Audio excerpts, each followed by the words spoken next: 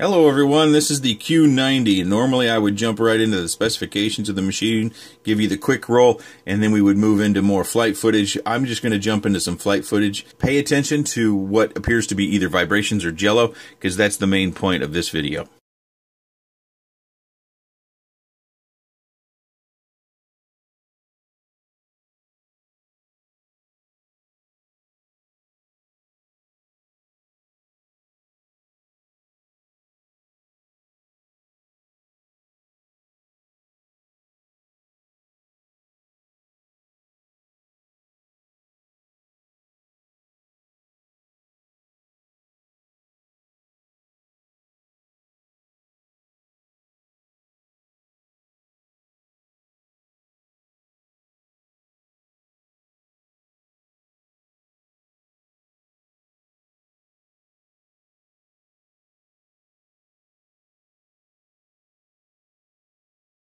So as you saw there's jello in the video, and I only included a flight sample, and this is actually kind of old. I've spent a lot of time, actually in the house, trying to get this machine to where you could actually fly it without that.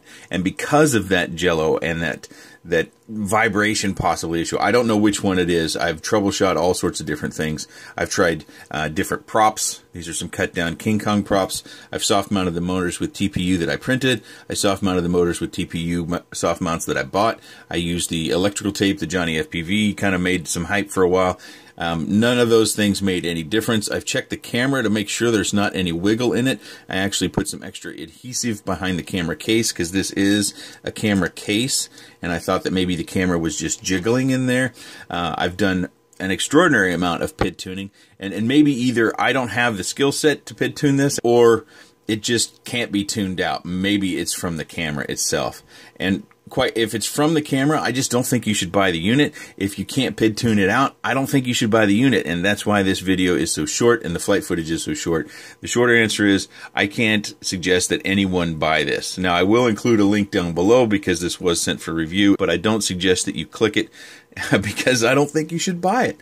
I think even if it didn't have the vibration issues, one of the other things that I saw was the flight times on this are extraordinarily short. So you're going to be lumping around a giant battery on this thing just to get yourself a 2 or 2.5 minute flight time. My flight times with this were barely over a minute. You've got 1104 motors, and you've got some tiny little inefficient props. Even with you go to more efficient props, I just found that the flight times were short. I think the reason for that is that these motors are just really inefficient.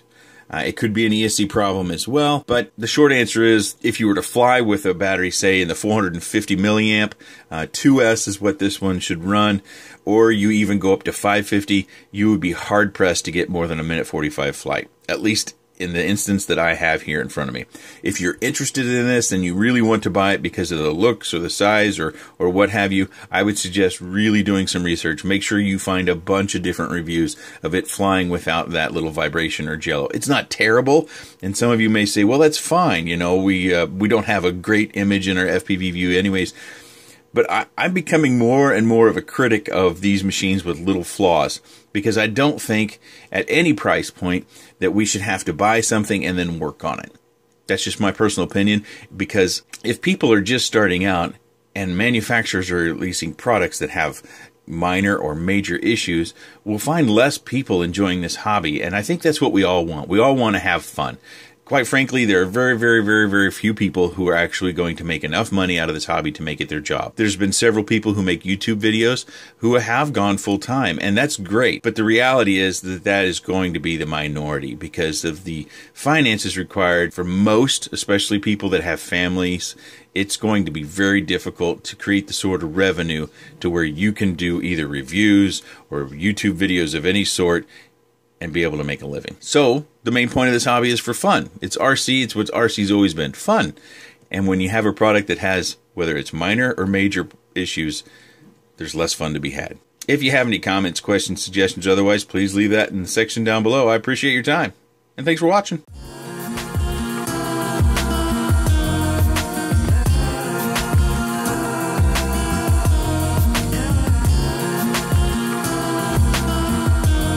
Oh, it's all flawed.